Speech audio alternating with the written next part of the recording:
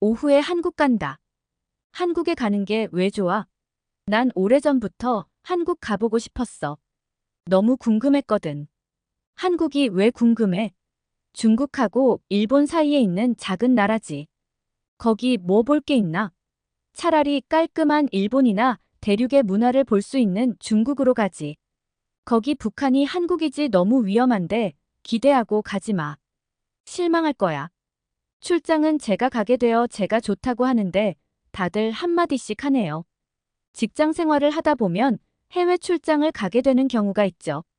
모두가 한 번쯤은 가보고 싶지만 누구나 갈 수 없는 기회이기에 더 가고 싶은 것 같습니다. 전 영국에 있는 의료기기를 개발하는 회사에 다니고 있는 K씨입니다. 저희 회사가 이번에 한국의료기술협약을 맺게 되었습니다.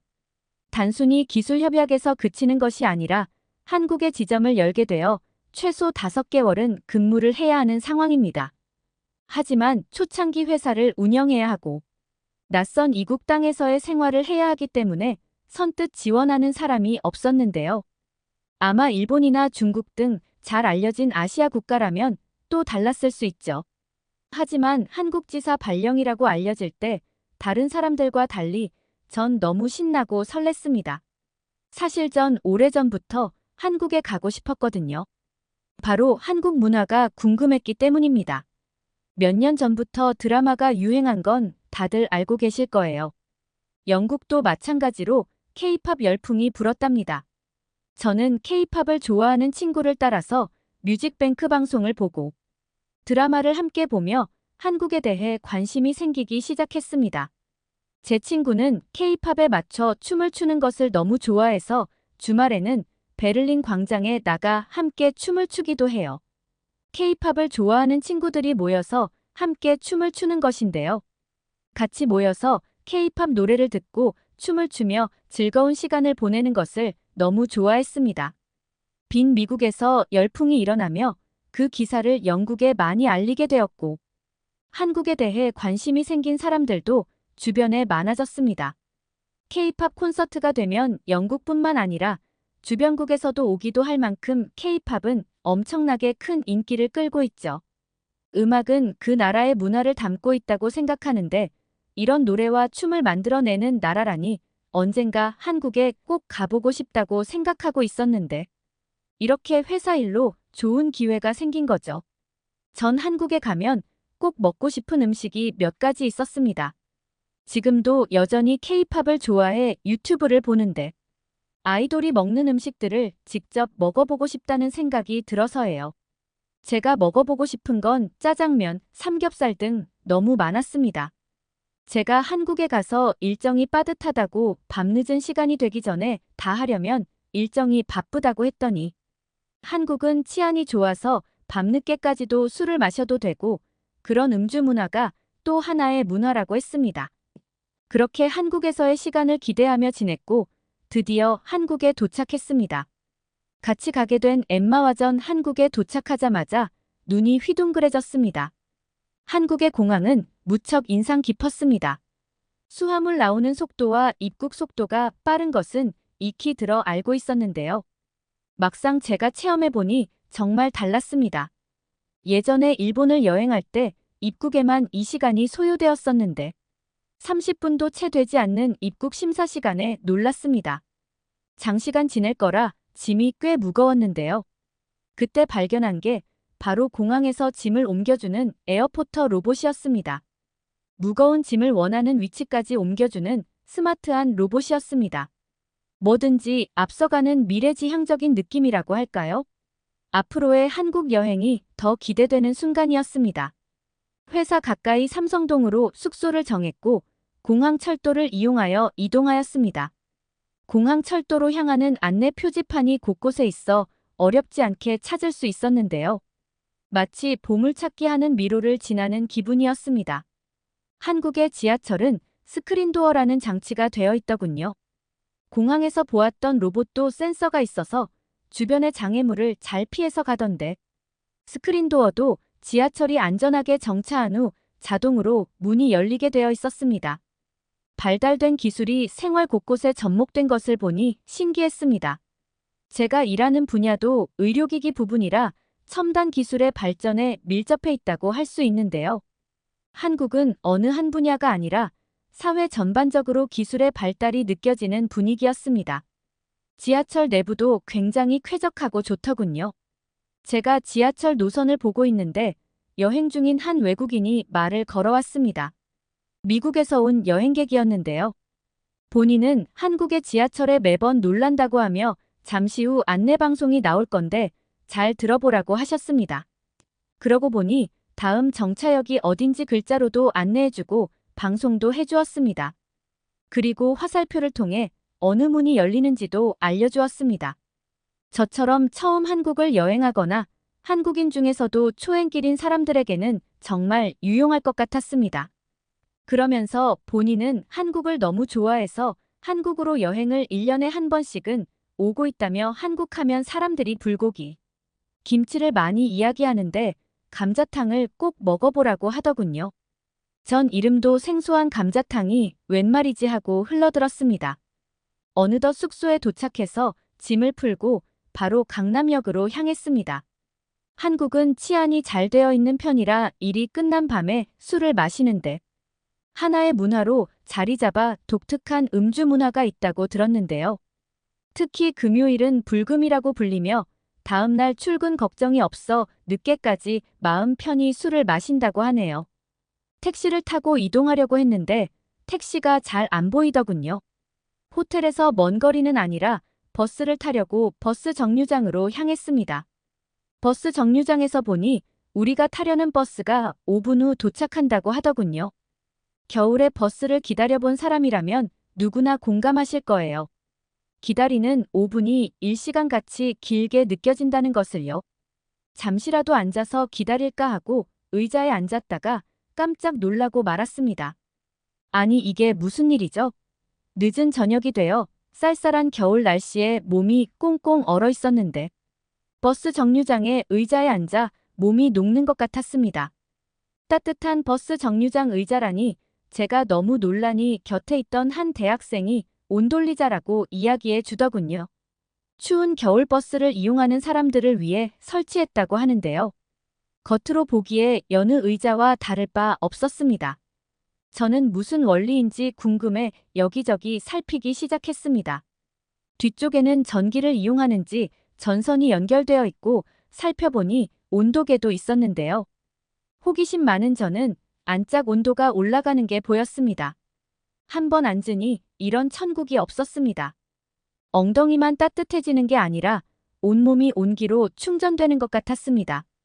나중에 궁금해서 유튜브에 검색해보니 탄소 나노 소재를 사용해서 골고루 따뜻해지고 강화 유리로 되어 있어 안정성도 높더군요. 시민들을 위한 온돌이 자라니 기발한 아이디어와 배려의 문화가 느껴졌습니다.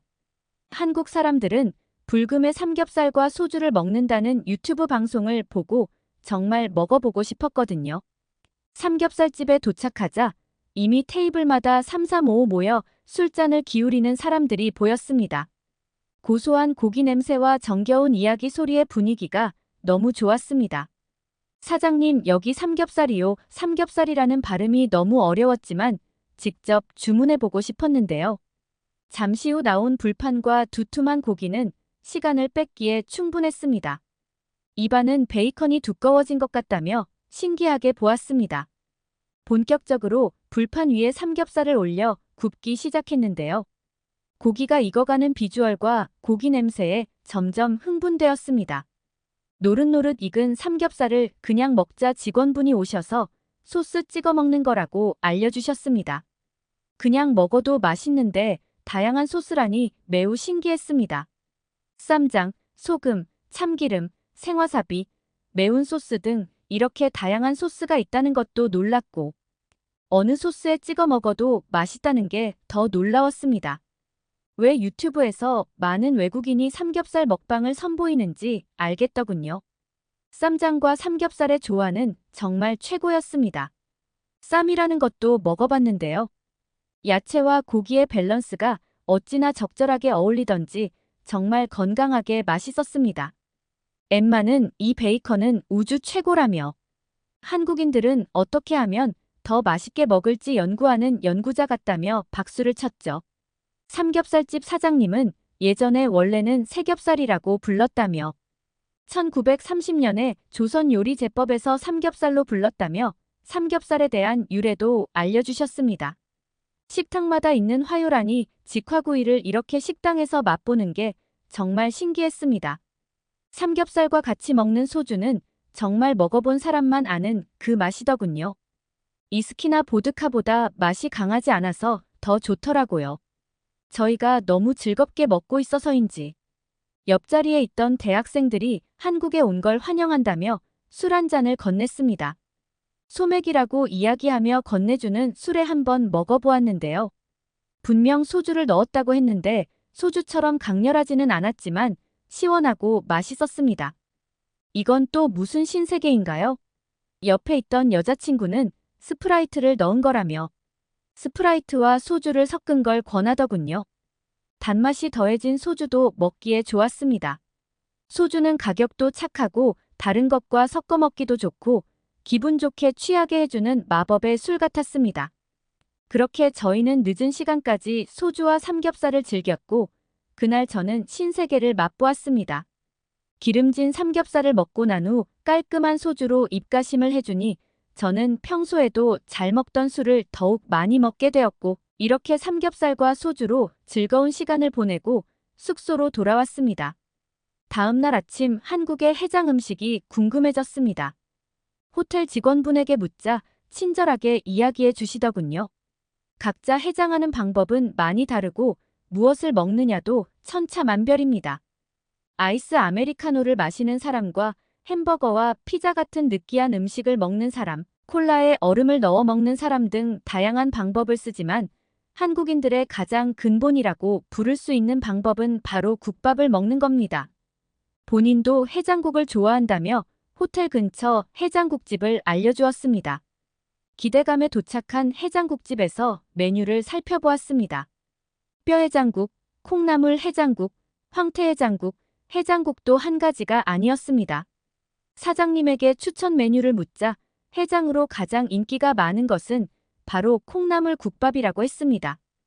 여기에 말린 생선을 넣어 끓인 황태국 등을 선호하는 사람도 많고 뼈의 장국을 선호하는 사람은 고기 좋아하는 사람이라고 설명해 주시더군요. 저는 콩나물 해장국을 웬만한 뼈 해장국을 선택했습니다. 기다리던 해장국이 나오고 재료가 단순해 보여 별 기대 없이 한 숟가락 뜯는 대화 이게 한국의 클래스인가요? 맑은 국물은 속이 풀리고 뭔가 시원한 느낌이 들었습니다.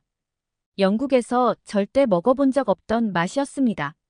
술 마신 다음 날은 입맛이 없기 마련인데 국밥의 바닥이 보일 만큼 다 먹었습니다. 뼈의 장국은 비주얼부터가 너무 충격이었습니다. 돼지 등뼈를 왜 저렇게 그리고 건초 같은 시래기는 또 무엇인지 그런데 한 입 먹고 나서 알겠더군요. 부드럽게 잘 익혀진 등뼈에서 살코기를 떼어내는 것도 재미있고 무엇보다 시래기랑 같이 먹으니 정말 맛있었습니다. 제가 너무 신기하게 보고 있으니 엠마가 사장님께 여쭤보더군요. 사장님이 웃으시며 시래기라고 이야기해 주셨고 저희는 처음에는 쓰레기로 들었습니다. 세상에나 쓰레기를 먹는다니 한국도 이제 선진국이라고 했는데 쓰레기를 먹는다니요? 저희가 너무 놀라니 사장님이 쏜사리를 치시며 쓰레기하고 큰 소리로 또박또박 이야기하셨어요. 저희가 너무 이해를 못하자 답답해하셨는지 주방으로 달려가시더라고요. 그러더니 물을 가져와서 여기 무청무청을 잘 말려서 이렇게 먹는 거예요. 겨울철에 예전에는 채소를 먹기 어려워서 가을에 이렇게 무청을 말려서 음식에 넣어서 먹어요 하고 친절하게 이야기해 주셨어요. 못 알아듣는 저희가 답답하셨는지 큰 소리로 이야기하셨지만 친절하셨습니다. 저희는 그제야 궁금증이 해소되었습니다. 무척 생소했는데 겨울철에 채소를 먹기 어려웠던 상황에서 생각해낸 묘안이라고 들으니 정말 감탄하지 않을 수 없었습니다. 돼지 등뼈를 먹는다는 것도 많고 많은 돼지 부위 중에 왜 등뼈를 먹나? 한국이 아직 가난한가 하는 생각이 들었는데 그게 아니었습니다. 뼈를 오랫동안 끓여서 그런지 국물이 아주 깊고 맛이 풍부했습니다. 뭔가 양념이 많이 들어가서 그런지 다양한 맛이 느껴졌는데 그 맛들이 다 조화로웠습니다. 뼈에 붙은 고기들이 부드럽게 떨어져 나와 먹기에도 편하고 함께 주신 겨자 소스에 찍어 먹으니 더 맛있었습니다. 옆 테이블을 보니 뭔가 큰 냄비에 밥을 볶아서 먹기도 하더군요.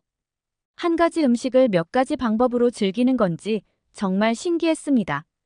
다음에는 다른 종류의 해장국도 다 먹어보고 싶어졌습니다. 한국인들은 삼겹살과 소주를 매일 먹으려고 해장국을 만들어낸 것 같다며 웃었습니다. 일도 열심히 노는 것도 열심히 뭐든지 열심히 하는 한국인이라는 느낌이 들었습니다. 뼈의 장국은 놀라움의 시작에 불과했습니다.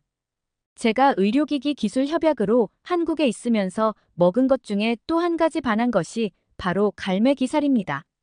저희 회사가 종로 쪽에 있어 서울 시내에서도 오래된 구시가지 같은 곳이라고 했는데요. 옛날 골목 정취를 느낄 수 있는 곳이 있다고 해서 직원분들과 함께 갔습니다. 처음에 갈매기살이 뭔지 몰랐을 때 같이 간 직원이 바다에서 볼 수 있는 새인 갈매기를 잡아서 먹는다고 해서 너무 놀랐습니다. 아무리 음식의 재료에 구별이 없다고 하지만 갈매기를 잡아먹다니요. 좀 야만스럽기도 하고 그런 갈매기를 몇 마리를 잡은 건가 하는 생각이 들어 표정이 복잡했습니다. 그러자 농담이라고 하시며 돼지고기의 특수 부위를 그렇게 부른다고 설명해 주셨습니다. 돼지 한 마리를 잡아도 아주 소량 나오는 부위이고 식감이 달라 매니아들이 있다고 하셨죠. 쉽게 먹어볼 수 없는 부위라고 해서 더 기대가 되더군요. 드디어 갈매기살이 나왔고 구워주셨는데요. 고기 굽는 냄새부터가 정말 최고입니다. 이제 한국식 바비큐인 식탁 가운데 하루가 있고 그 위에 고기를 굽는 것에는 익숙해졌는데요. 이렇게 코앞에서 고기가 익어가는 냄새는 정말 환상적입니다. 갈매기살을 익혀서 먹어봤는데 쫄깃하면서도 고소한 식감이 일품이었습니다. 상추쌈에 싸서 먹기도 하고 그냥 소금을 찍어 먹어보기도 했습니다. 제 젓가락이 바빠지니 천천히 먹으라며 더 주문해 주셨습니다. 한국 사람들은 참 인심이 넉넉하고 주변 사람들을 잘 챙겨주시는 것 같습니다. 제가 한국에 오게 되었을 때 언어 장벽이 있을까 고민했는데 한국 직원분들이 영어를 너무 잘하셔서 오히려 편했습니다. 전에 중국과 일본에 갔을 때는 의사소통이 너무 답답했거든요. 제게 농담까지 하는 영어 실력이라니 놀라웠습니다. 전 갈매기살의 맛을 본 이후 회식을 할 때는 2번 중에 한 번은 갈매기살을 외칩니다. 그 골목길의 정취도 너무 좋고 신선한 갈매기살 맛은 어디에서도 맛볼 수 없거든요. 한국에서 의료기기를 개발하고 회의를 이어가는 것은 어려운 부분도 있었지만 한국 음식을 먹으면 이상하게도 힘이 났습니다. 한국인들과 함께 밥을 먹으며 재미있는 것도 알아냈습니다. 요즘은 조금 다르다고 하지만 남자 직원들은 제육볶음과 돈가스와 국밥을 돌아가면서 많이 먹더군요. 회사 근처에 맛집들을 다 다녀보았는지, 언제 가야 줄을 서지 않는지, 맛있는 반찬을 선점할 수 있는지도 알고 있었습니다. 힘든 회사 생활에서 함께 밥을 먹는 시간들을 즐겁게 보내는 것 같았습니다. 항상 밥 먹을 때 먼저 물어봐 주시고 같이 먹자고 해주시는 게 처음에는 매번 늘 같이 가야 하나 하는 생각도 하긴 했는데요. 이게 한국인의 정이고 같이 맛있는 거 먹으며 이야기 나누면서 소통하는 시간이 참 좋더라고요. 왜 한국인들이 밥 먹자라는 말을 많이 하는지도 이해가 되었습니다. 한국에서의 일도 일이지만 한국 음식을 먹으며 나누었던 이야기들을 통해 한국인들의 따뜻한 마음과 정을 느낄 수 있었습니다. 살아온 환경이 문화가 다르다고 하지만 진심으로 사람을 마음으로 챙기고 위하는 건 어디에서나 진심으로 통하기 때문입니다. 다음에 다시 한국에 올 일이 있다면 저는 꼭 자원해서 오고 싶습니다. 일이 아니더라도 나중에 사랑하는 사람이 생기면 한국에 같이 오고 싶습니다. 맛있는 음식을 보면 사랑하는 사람이 생각난다고 하잖아요. 같이 맛있는 음식을 먹고 좋은 경험을 하며 관계가 더 깊어지고요. 그러기에는 한국이 딱 적격인 것 같습니다. 다음에 제 연인과 함께 다시 한국으로 갈 날이 빨리 돌아왔으면 합니다. 안녕하세요. 저는 현재 대한민국의 한 중소기업에서 일하고 있는 필리핀인 에지라고 합니다. 제 고향은 정말 아름다운 도시였습니다. 아름다운 도시에서 유년 생활을 보낼 수 있었던 것은 행운이었어요. 제 고향을 그렇게 사랑한 제가 어느새 한국에 온 지도 5년이 넘었습니다. 가끔은 고향이 그립기도 하지만 한국의 운전은 필리핀에서는 절대 할 수 없었던 것들을 이뤄냈어요. 이렇게 제 이야기를 보낼 수 있게 되어 얼마나 기쁜지 몰라요. 어릴 적부터 가정 형편이 어려웠던 저는 마트와 어린이집 등 다양한 곳에서 아르바이트를 하면서 학비를 모아야 했어요. 친구들이 바로 대학에 들어가고 금세 취직하는 모습이 부럽긴 했지만 저의 꿈이 조금 늦어질 뿐이라며 제 자신을 다독였어요. 그렇게 저는 조금 늦은 나이에 대학에 들어갔습니다. 친구들이 졸업하는 해에 저는 신입생이 된 것이었죠. 신나는 대학 생활이었어요. 어렵게 들어온 대학인 만큼 정말 열심히 공부했어요. 그리고 대도시인 칼리보에 있는 조금 큰 기업에 취직했는데 직장에서 월급을 받아도 여전히 제 생활은 나아지지 않았어요. 필리핀에서 제가 받는 월급은 70만 원이었어요. 월세 비용을 내기도 어려운 도니아치 필리핀의 평균 월급은 100만 원이에요. 그런데 100만 원 밑으로 버는 사람들이 훨씬 많아요. 100만 원 정도 벌려면 선생님이나 경찰 같은 조금 더 좋은 직업을 가져야 해요. 직장에 들어가면서 제 고향을 떠나 대도시인 칼리보로 입성했던 때가 기억납니다. 칼리보에서 친구 집에 머물다가 부동산 에이전시를 통해 월세로 살 원룸을 보러 다니는데 정말 기가 막힐 말이 안 나왔습니다. 평범한 원룸을 보여주는데 관리비를 뺀 기본 월세만 70만 원이 넘어갔습니다. 황당했던 저는 다시 재차 물었지만 70만 원이 맞았습니다. 당황한 표정을 짓자 부동산 중개인은 칼리보는 원래 이렇게 비싸니 어쩔 수 없다며 지금 보여주는 방은 평범한 편이라고 말했습니다. 그런데 그의 말은 틀린 게 아니었습니다. 칼리보의 평균 월세는 70만 원이 훌쩍 넘었으니까 필리핀에서 월세가 비싼 이유는 아마도 땅은 큰데 아파트가 많이 없어서 그런 것 같아요. 인구수에 비해서 건물이 턱없이 부족하거든요. 그래서 보통 칼리보의 직장인들은 70만 원에서 100만 원 정도 되는 월세를 내며 살았습니다. 월세가 70만 원이면 관리비까지 합해서 80만 원이 넘는 돈을 내야 한다는 소리인데 이게 가장 키나은가요? 사회초년생이었던 저는 결국 혼자 살 수 있는 원룸을 구하지 못했습니다. 혼자서는 그 월세를 감당하지 못할 거라서 저는 함께 살 룸메이트를 구했습니다. 그리고 룸메이트와 함께 부엌과 화장실이 있는 투룸의 관리비, 난방비가 별도인 월 35만 원에서 40만 원 정도를 낼 수 있는 곳을 구했어요. 그런데 어느 달은 생각보다 관리비와 난방비가 너무 많이 나와서 당황한 적도 있어요.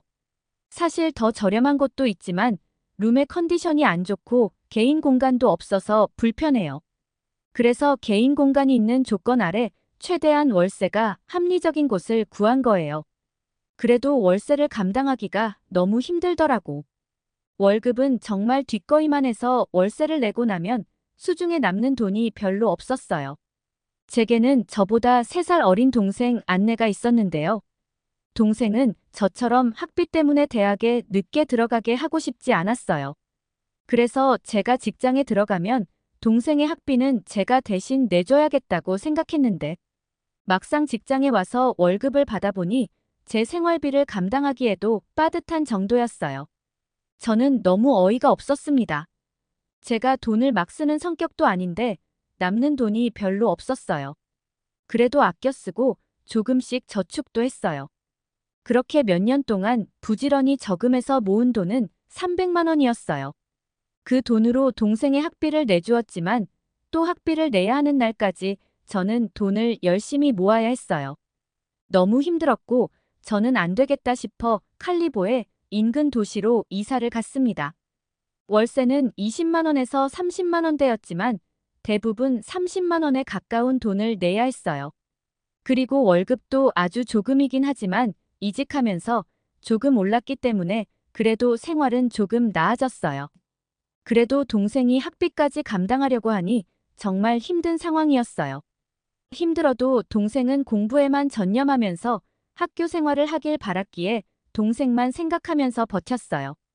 그러던 중 우연히 SNS를 통해 한국에서 일하고 있는 필리핀 여성의 글을 보게 되었습니다. 그 여성은 저랑 비슷한 나이로 보였는데 한국에서 일하고 있는데 월 100만 원씩 모으고 있다면서 한국은 신세계라는 내용의 글이었어요. 저는 제 눈을 의심했어요. 매월 100만 원을 저축하는 것이 말이 되나라며 저는 필리핀 여성이 거짓말을 하고 있다고 생각했어요. 또는 그 여성은 저와는 비교할 수 없는 전문직에 종사하는 사람이라고 생각했죠. 그래서 제가 한국에 가더라도 그 여성의 월급만큼 받을 수는 없을 것이라고 생각했습니다. 그 글을 읽고 애써 그 필리핀 여성과 저는 다르다고 생각하며 인터넷 창을 닫아버렸습니다.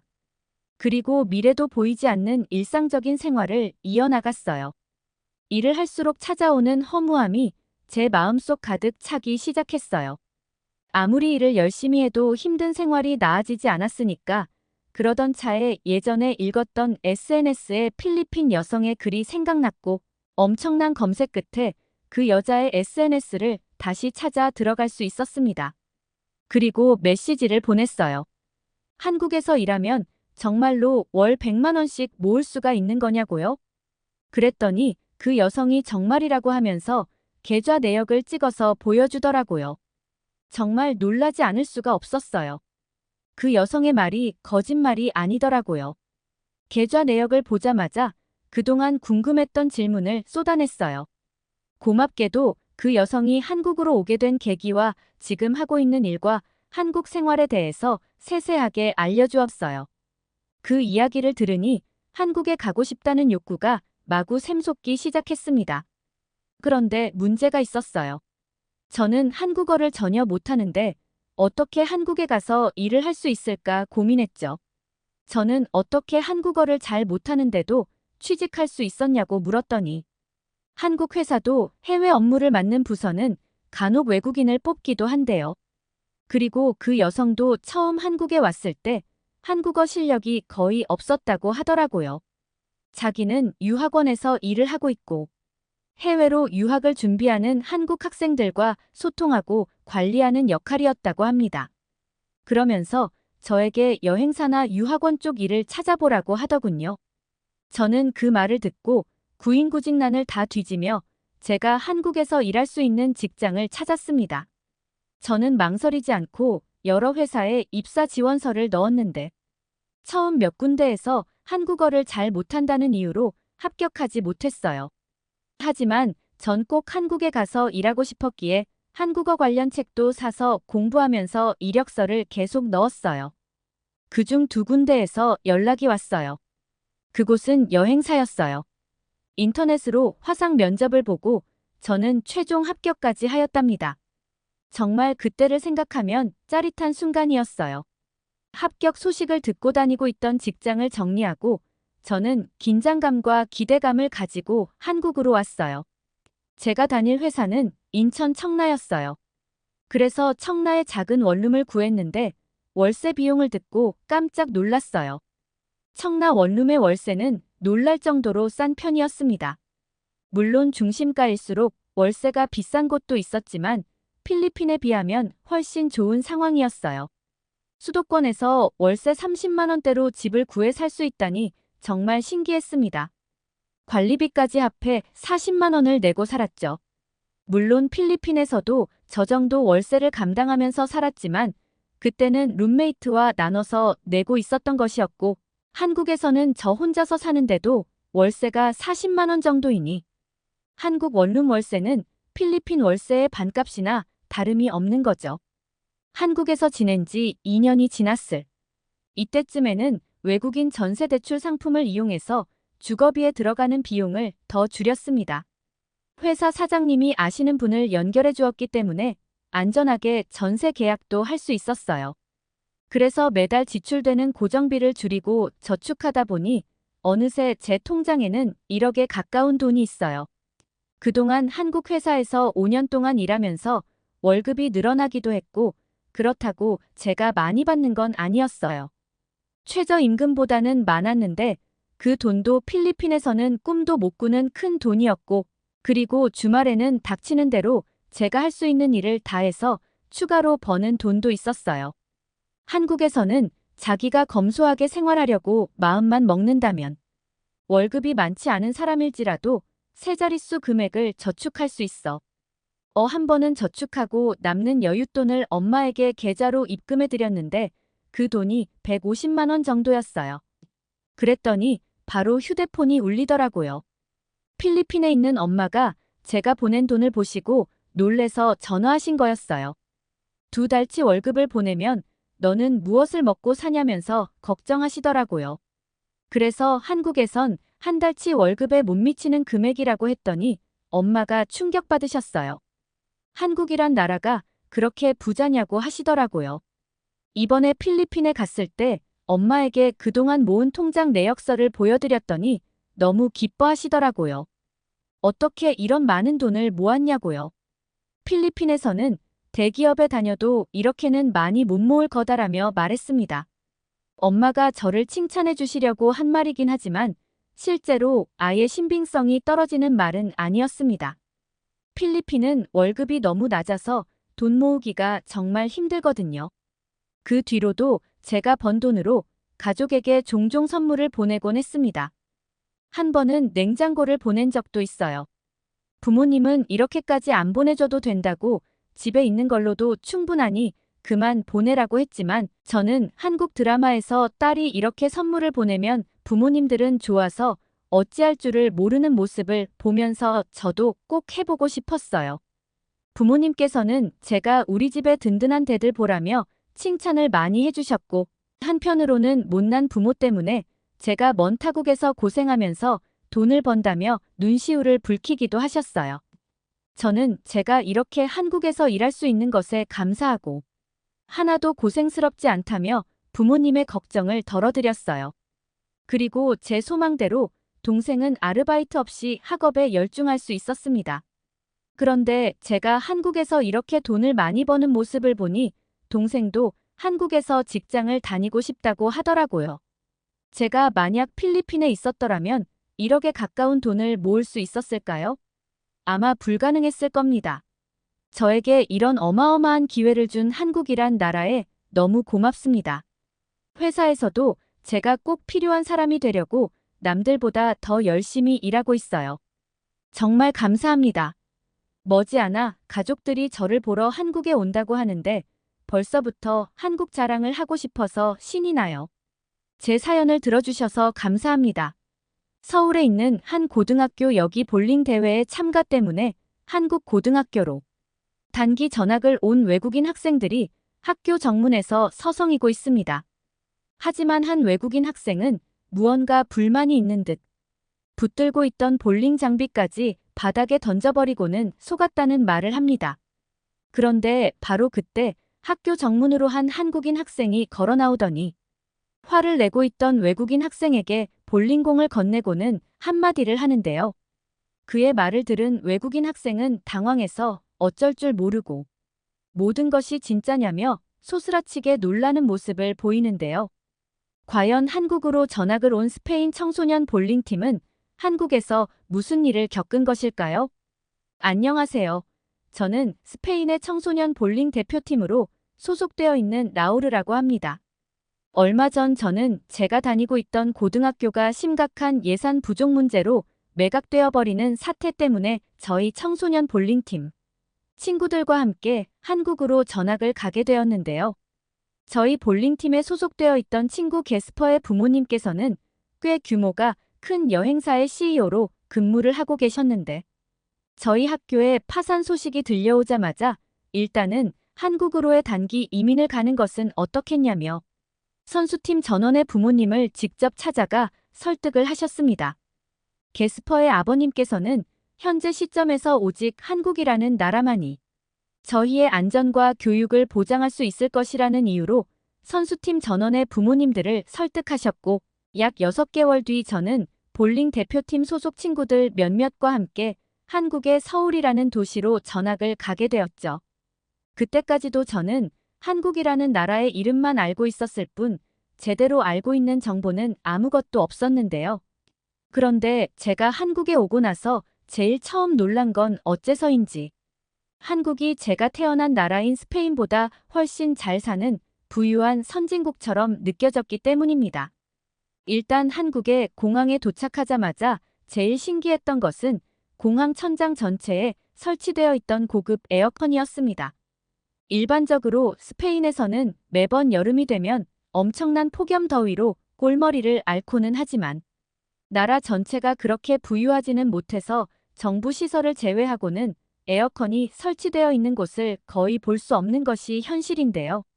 특히나 학교에서 대부분 시간을 보냈었던 저는 교실에서마저 에어컨이 없어서 더운 여름날이 되면 그저 차가운 물수건에 의지를 할 수밖에 없었고 그래서 그런지 조금만 기온이 올라가도 학생들은 열사병을 앓기 일쑤였습니다. 하지만 놀랍게도 처음 겪은 해외의 나라 한국은 인천공항 천장 전체에 에어컨이 셀 수 없을 만큼 설치되어 있었고 더욱 놀라웠던 것은 스페인에서는 다음 한 번도 볼 수 없었던 천장에 완전히 밀착되어 있는 시스템 에어컨이었다는 사실인데요.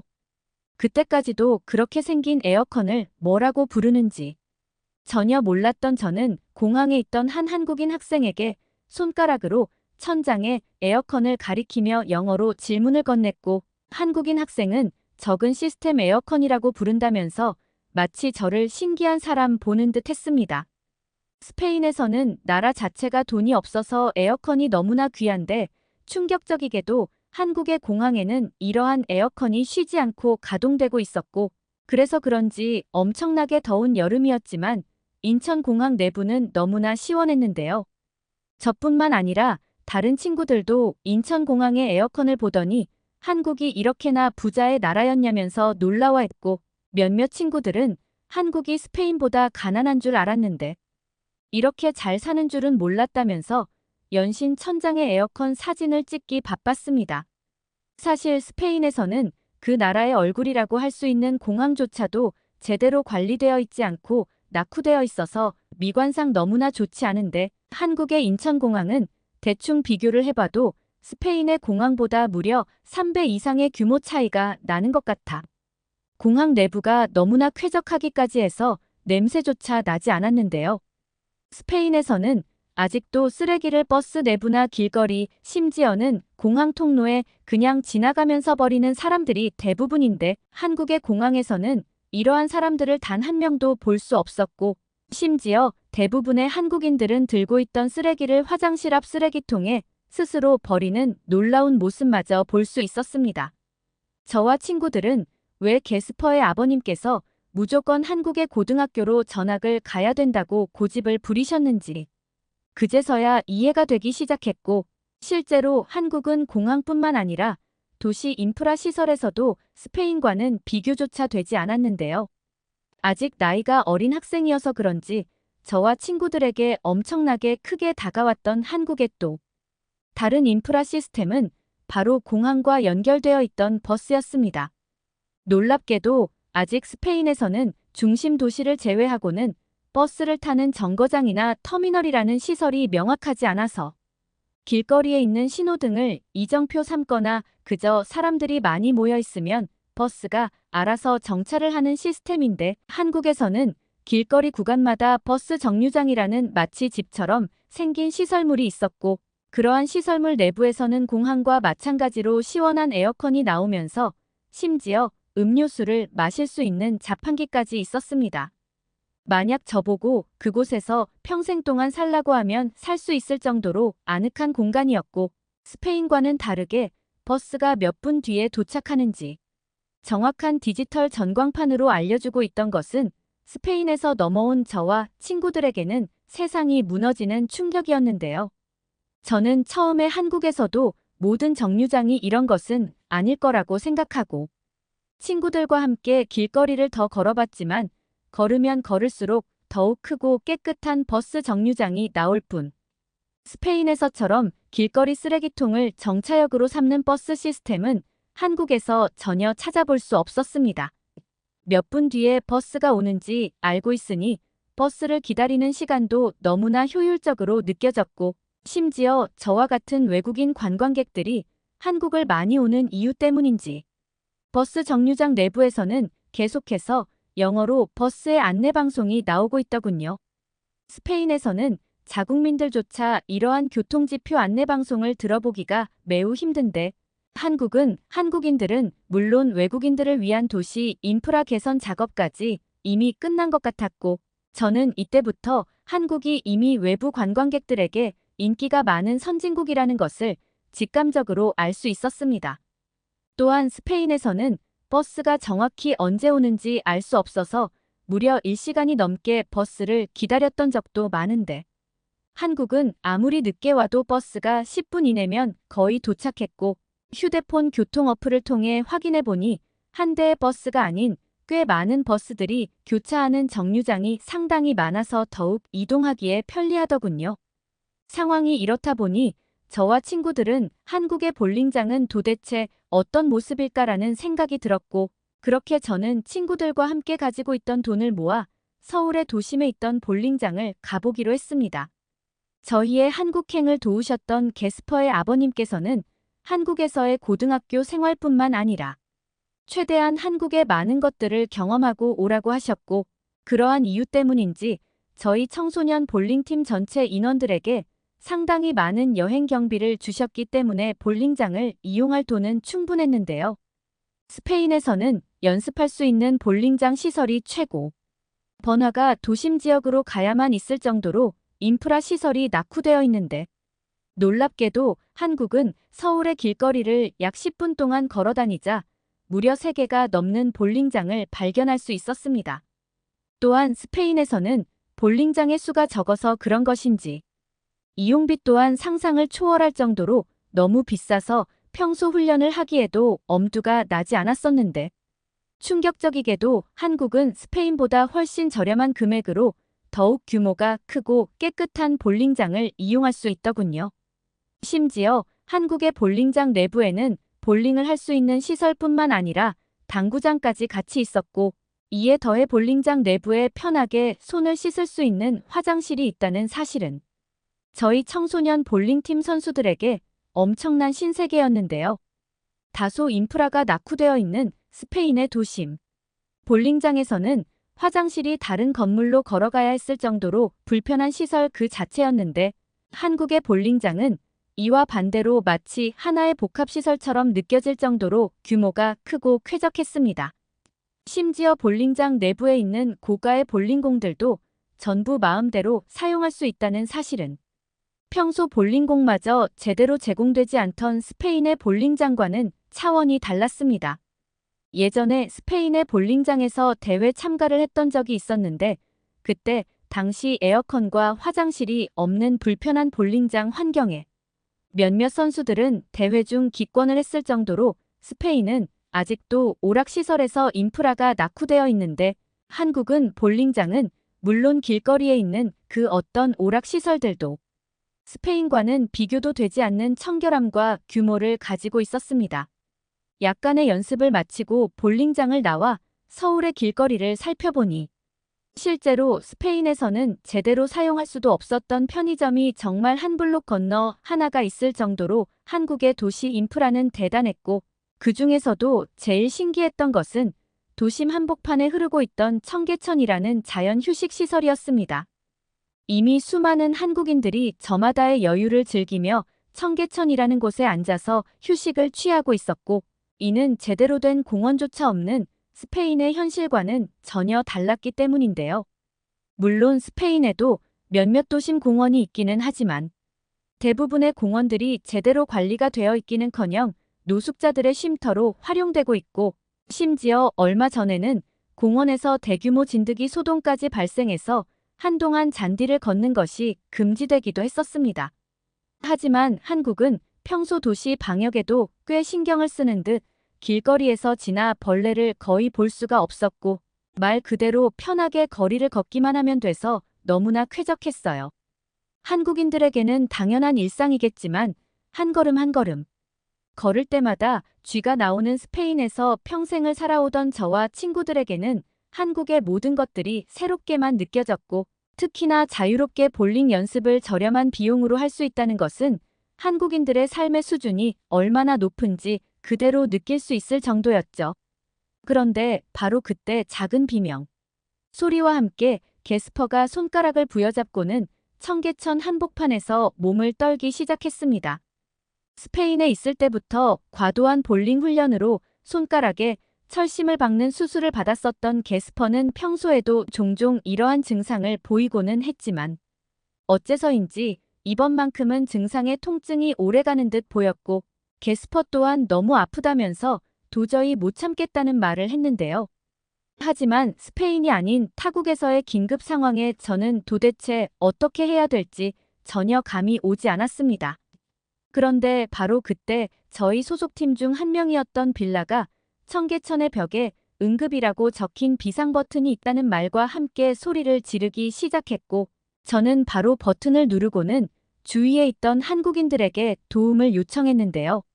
소란스러운 상황을 눈치챈 한국인 분들은 놀랍게도 10초 만에 저와 게스퍼의 주위로 모여들었고, 그 중에서도 영어 실력이 우수했던 한 한국인 분께서는 자신이 의사라며 게스퍼의 손가락을 보여달라고 하셨습니다. 또한 청계천에 있던 긴급 버튼 때문인지 약 3분 만에 구급차가 도착했고, 저는 수많은 한국인 분의 도움을 받아 게스퍼와 함께 빠른 시간에 구급차에 올라탈 수 있었습니다. 다행스럽게도 한국인 의사분께서는 그렇게 큰일은 아니지만 스페인에서 수술을 받은 지지대 철심 수술이 제대로 아물지 않아 빠른 2차 수술이 필요하다고 하셨고, 곧바로 병원에 도착하면 자신이 직접 병원 절차 안내를 진행해 줄 테니 바로 수술을 받으면 된다고 하더군요. 하지만 저는 항상 병원비를 아껴야 된다는 스페인의 부모님 밑에서 자라왔기에 한국의 병원비는 얼마나 비쌀까 상상이 되지 않았고, 정말 병원을 가도 괜찮은 것인지 병원에 도착하는 그 순간까지도 불안함에 떨고만 있었습니다. 이렇게나 인프라가 좋고 부자의 나라인 한국이라면 스페인보다 병원비는 10배 이상 비쌀 것 같아 심지어 구급차까지 이용했었던 저는 아마 2차 수술을 진행하면 게스퍼의 아버님께서 주신 돈을 전부 사용해야 될 것 같다는 불안한 마음이 들더군요. 약 10분 뒤 청계천 인근 병원에 도착한 게스퍼는 곧바로 긴급 수술을 받을 수 있었고, 생각보다 간단한 수술이라 게스퍼도 더 이상의 손가락 통증이 느껴지지 않는다며 한결 편안해진 표정을 보였습니다. 그런데 놀랍게도 한국의 병원비는 제가 상상하던 것과는 전혀 다른 금액대를 가지고 있었는데요. 스페인보다 무려 10배 이상 저렴했던 한국의 병원비는 상상을 초월할 정도로 저렴했고, 저는 너무 놀라서 안내데스크에 있던 직원분에게 이렇게 비용이 저렴해도 괜찮은지 똑같은 말을 반복하며 질문을 건넸습니다. 실제로 스페인에 대해 잘 알지 못하는 관광객들은 스페인의 병원비가 굉장히 저렴하거나 다양한 복지제도로 병원비의 지급이 거의 없다는 오해를 많이 하고는 하는데, 실제 스페인에서는 굉장히 비싼 병원 보험을 들어야만 그러한 제도들이 적용되기에 사실상 보험비로 병원비의 3배 이상 지출되는 것이 현실인데요. 또한 스페인에서는 이러한 병원 보험을 가지고 있어도 열악하고 낙후되어 있는 도시 인프라 때문에 꼭 진료를 받기 전에 전화로 진료 예약을 잡는 과정을 거쳐야 되고, 이것은 굉장한 불편을 유발하기도 합니다. 저 또한 이제 조금 있으면 고등학교를 졸업하는 시기이지만 지금까지 스페인에서 병원을 이용해 본 기억은 거의 없을 정도로 대부분이 아팠던 경우에는 집에서 그저 참으며 잠을 잤고, 부모님께서도 많이 아픈 것이 아니면 병원 보험비가 너무 비싸니 일단 참으라는 말을 많이 하셨거든요. 하지만 놀랍게도 한국은 이러한 저렴한 병원비가 누구에게나 평등하게 적용되는 완전한 복지제도가 이미 만들어져 있었습니다. 실제로 한국의 병원에는 다양한 나이대의 환자분들이 많이 있었지만 대부분의 병원비는 비슷한 듯 보였고, 심지어 저는 처방되는 약까지 보험 처리가 된다는 사실에 기겁을 할 수밖에 없었는데요. 평소 볼링의 훈련 때문에 손가락에 파스를 뿌리는 경우가 많은데 스페인에서는 이마저도 보험은커녕 약국에 뿌리는 파스가 없는 경우도 많아서 제대로 된 긴급 처치가 어려운데, 한국은 이러한 열악한 스페인의 의료 제도와는 차원이 다른 수준을 가지고 있었습니다. 한국에 대해 잘 몰랐을 때에는 그저 평범한 나라라고 생각했는데, 실제로 경험해본 한국은 이제 막 고등학교 졸업을 앞둔 저조차도 느낄 수 있을 정도로 스페인과 한국의 수준 차이가 굉장히 많이 났고, 실제 수술 진료와 치료를 받은 게스퍼조차 병원에 도착하자마자 수술을 받을 수 있었다는 사실에 꽤 놀란 반응을 보이더군요. 그 후 한국에서의 놀라운 신문물을 경험한 저와 친구들은 하루 정도의 여유 시간을 가진 뒤 미리 상담했었던 한국의 고등학교에서 첫 수업을 듣게 되었습니다. 한국의 고등학교는 스페인과는 다르게 학교 내부의 수업을 들을 수 있는 쾌적한 교실은 물론 헬스장과 샤워 시설까지 갖춘 맛이 호텔과 다름없는 호화로움 그 자체였고, 저는 그제서야 왜 게스퍼의 아버지께서 저희 청소년 선수팀 전원을 한국으로 전학을 보내셨는지 이해가 되더군요. 실제로 한국에서의 학교 생활과 한국의 길거리는 겪으면 겪을수록 이렇게나 살기 좋은 나라가 있었다는 사실에 세상을 보는 시각을 넓혀주었고, 길거리에 언제나 사용할 수 있는 볼링 시설 때문인지 저희 청소년 팀의 볼링 실력도 나날이 상승하기만 했습니다. 지금은 한국으로 전학을 온 지 약 2개월 정도의 시간이 지났지만 아직도 저는 한국이라는 나라에 대해 매일매일 놀라는 포인트들을 발견하고 있는데요. 언제까지 한국에서 지내게 될지는 모르겠으나 기회만 된다면 저는 한국에서 학교 졸업을 마치고 취직조차 이곳에서 하고 싶은 간절한 마음으로 하루를 보내고 있습니다.